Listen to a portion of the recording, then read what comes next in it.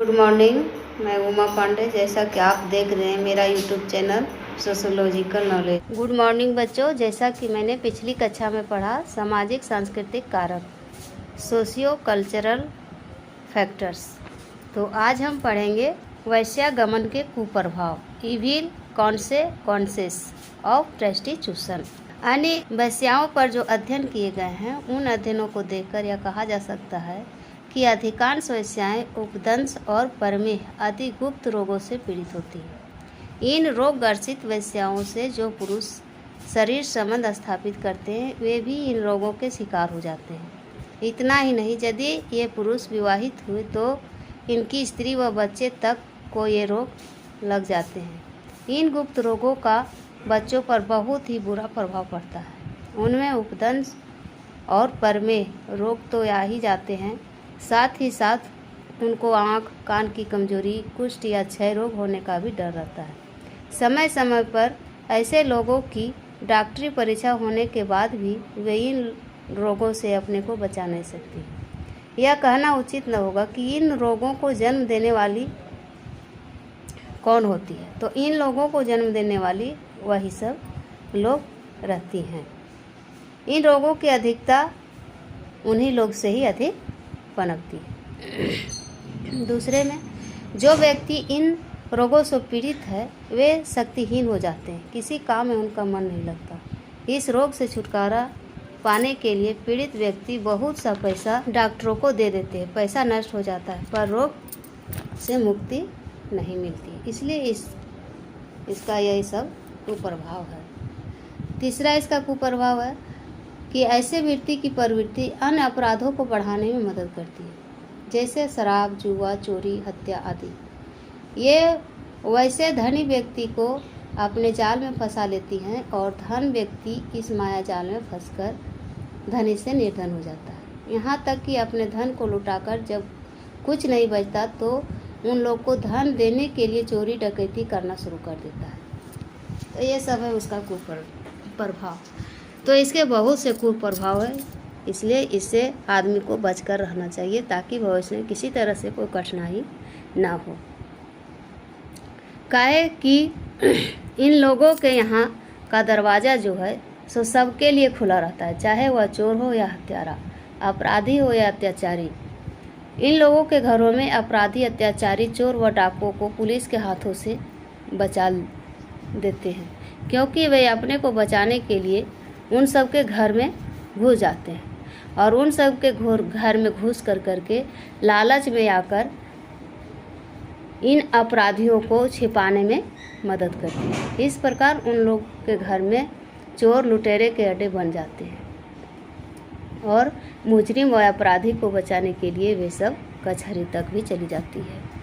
इसलिए उन लोगों पर कभी भरोसा नहीं करनी चाहिए। तो ये सब हुआ इसके कुप्रभाव। अब है वैश्यावृत्ति पर नियंत्रण के उपाय। Measures for the control of prostitution. जैसा कि डॉक्टर चौबे ने वैश्यावृत्ति पर नियंत्रण पाने के लिए उपायों को प्रस्तुत किया है जो निम्नलिखित है। कुछ स्त्रियां आर्थिक कठिनाई के कारण इस वृत्ति को अपनाती है, इसलिए यदि हम वैश्यावृत्ति करने वालों पर नियंत्रण रखते हैं तो इसके लिए हमें इन अबलाओं के लिए सुदृढ़ आर्थिक स्थिति की व्यवस्था करनी चाहिए। सरकार को भी चाहिए कि वह कुछ ऐसा प्रबंध करे ताकि ये स्त्रियां अपनी जीविका के साधन जुटा सकें। कुछ स्त्री पुरुष को पहले इस वृत्ति के दुष्परिणामों के बारे में मालूम नहीं होता। वे अपनी और शारीरिक संतुष्टि के लिए उनसे संपर्क बढ़ाते हैं और बाद में जब उस जाल में फंस जाते हैं तब उन्हें अपने किए पर पछतावा होता है। इसलिए नवयुवक और नवयुवतियों को ऐसे वृत्ति के दुष्परिणामों के बारे में बताना चाहिए ताकि समुचित यौन शिक्षा देनी चाहिए ताकि भविष्य में वे इस गर्त में गिरने से बच जाए। कुछ ऐसे लोग अपनी लड़की को भी अपने पैसे में लगा लेती है। इसे रोकने के लिए उन लोगों की लड़कियों को शिक्षित करना चाहिए। शिक्षा इस प्रकार की दी जानी चाहिए ताकि वे जीविकोपार्जन कर सके, अर्थात शिक्षा के साथ ही साथ अन्य कौशल भी सिखाना चाहिए। ऐसी लड़कियों से विवाह करने के लिए नवयुवकों प्रोत्साहित करना चाहिए। कहा है कि कोई इससे शादी करना नहीं चाहता है। और कभी कभी स्त्री पुरुष का विवाह हो जाने पर जीवन साथी यौन इच्छा संतुष्ट करने में अपने को असमर्थ पाता है। इस स्थिति में दोनों में से कोई भी ऐसा गमन या ऐसा वृत्ति का सहारा लेता है। इस प्रकार की कोई स्थिति पैदा न हो, इसके लिए विवाह से पूर्व स्त्री और पुरुष की डॉक्टरी परीक्षण करा लेनी चाहिए। दोनों ही जब पूर्ण रूप से समर्थ हो तभी विवाह करना चाहिए, अन्यथा नहीं करना चाहिए।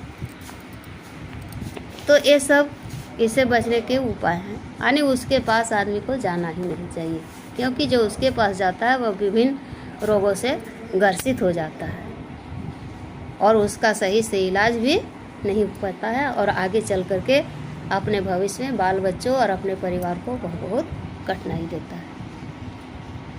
तो अब हम पढ़ेंगे भारत में वेश्यावृत्ति पर कानून, समस्या के उन्मूलन के लिए प्रयत्न। तो बच्चों, भारत के समाज में व्याप्त ऐसे वृत्ति की कुप्रथा को नष्ट करने के लिए समय समय पर विभिन्न राज्य सरकार ने अलग अलग अधिनियम पास किए, परंतु इससे कोई विशेष लाभ न हुआ और औद्योगिक क्षेत्रों में खुलेआम ऐसी वृत्ति व्यापक रूप में चलती रही। साथ ही स्त्रियों तथा कन्याओं का अनैतिक व्यापार, जैसे लड़कियों को भगा ले जाकर बेचना या खरीदना आदि भी खूब चलता रहा। इसे रोकने के लिए केंद्रीय समाज कल्याण बोर्ड ने 24 दिसंबर 1955 को सामाजिक तथा नैतिक स्वास्थ्य विज्ञान समिति की स्थापना की, जिसका काम स्त्रियों तथा बच्चों के अनैतिक व्यापार के संबंध में जांच करके अपनी रिपोर्ट प्रस्तुत करना था।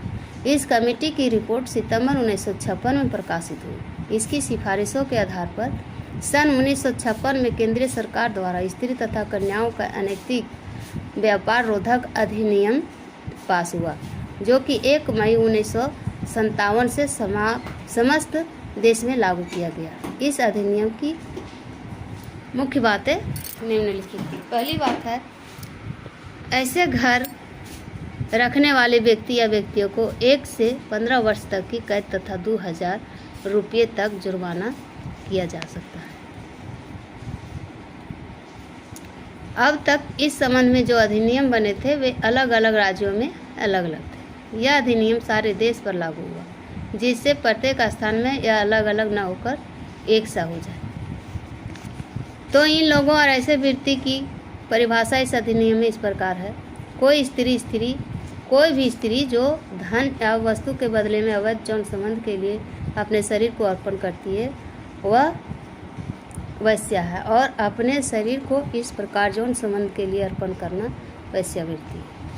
इस अधिनियम के अंतर्गत वे सभी स्त्रियां जो 21 वर्ष से कम आयु की हैं लड़की समझी जाएंगी। इस परिभाषा के अनुसार अधिनियम के लागू हो जाने पर वैश्यालयों की तलाशियां ली गई और अनेक लड़कियां जो 21 वर्ष से कम उम्र की थी गिरफ्तार करके सुरक्षा गृह में भेज दी गई। इस अधिनियम के अनुसार किसी वेश्या के अपने लड़के या लड़की को छोड़कर अगर कोई 18 वर्ष की अधिक आयु का व्यक्ति पूर्णतः या अंशतः उसकी आय पर निर्भर करता है तो उसे 2 वर्ष की सज़ा या 1000 रुपये का जुर्माना किया जाता है। तो आज हम इस चैप्टर को ख़त्म कर दिए। अब अगली कक्षा में आपको पढ़ाएंगे आतंकवाद। धन्यवाद।